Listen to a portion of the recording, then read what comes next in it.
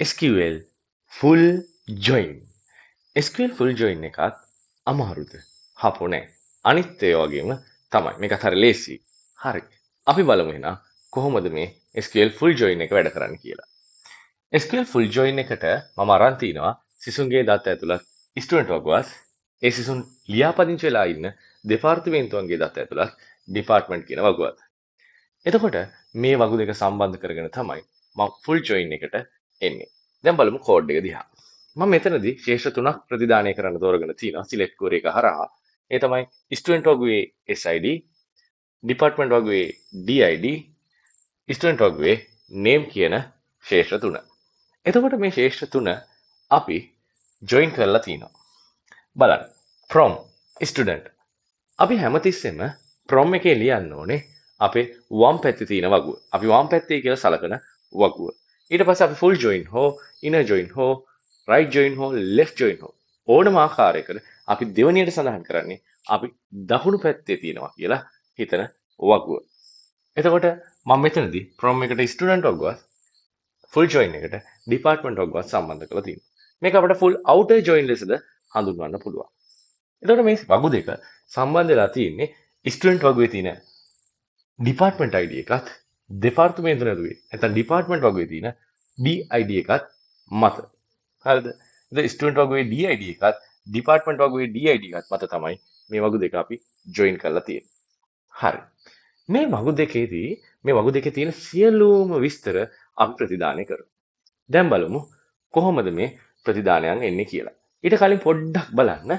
ඔයාලට පේනවා ඇති ජැක් සහ රෝස් කියන සිසුන් දෙදෙනාටම දෙපාර්තමේන්තුවක් නැහැ. ඒ දෙන්න දෙපාර්තමේන්තුවක තාම රෙජිස්ටර් වෙලා නැහැ. එතකොට ඔයගොල්ලෝ ඩිපාර්ට්මන්ට් වගේ පේනවා ඇති D0 සහ D0යි D04 සහ D05 කියන දෙන්නට කවුද නැත්තේ?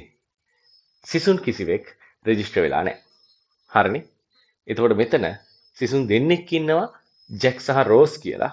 ඒ දෙන්නට කවුද නැත්තේ? ඒ දෙන්නටම දෙපාර්තමේන්තුවක් නැහැ. ඒ වගේම D04 සහ D05 කියන දෙපාර්තමේන්තු දෙකට කිසිම ළමයෙක් රෙජිස්ටර් වෙලත් නැහැ. හරි. මෙන්න බලන්න. එතකොට ඔයගොල්ලන්ට පේනවා 1001, 1002, 1003, 1004, 1005 කිසිම කරදරයක් නැතුව ප්‍රතිදානය කරලා තියෙනවා.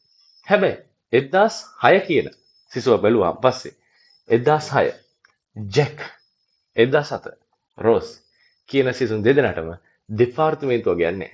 ඒක නිසා බලන්න ඒගොල්ලෝගේ DID එක null නැත්තම් හිස් අගයක් ලෙස තමයි ප්‍රතිදානය කරලා තියෙන්නේ. පේනවනේ? ඊට පස්සේ ඊළඟ සංසිද්ධියත් හරි අපූර්ව සිද්ධියක්. බලන්න මේකේ SID සහ name කියන දෙන්නම null. ඇයි ඒ? ඒකට හේතුව තමයි departments වල D04 සහ D05 කියන දෙපාර්තමේන්තු දෙකටම කවුද නැත්තේ? සිසුන් ලියාපදිංචිලා නැහැ. එහෙනම් D04 සහ D05 ප්‍රතිදානය කරත් SID සහ name ප්‍රතිදානය කරන්න අගයන් නැති නිසා ඒවා හිස් අගයන් ලෙස තමයි ප්‍රතිදානය වෙන්නේ. එතකොට මෙන්න මේ ආකාරයට වගු දෙකේ තියෙන සියලුම දත්ත ටික අපි full join හරහා ප්‍රතිදානය කරනවා. මම හිතනවා full join කියන එක දැන් full clear ඇති කියලා. හරි. එහෙනම් මේ වගේ වීඩියෝස් තවත් බලන්න ඕන නම් channel එක subscribe කරලා මේ වීඩියෝ එක share කරන්න යාළුවොත් එක්ක. එහෙනම් අපි ඊළඟ වීඩියෝ එකේ හම්බෙමු.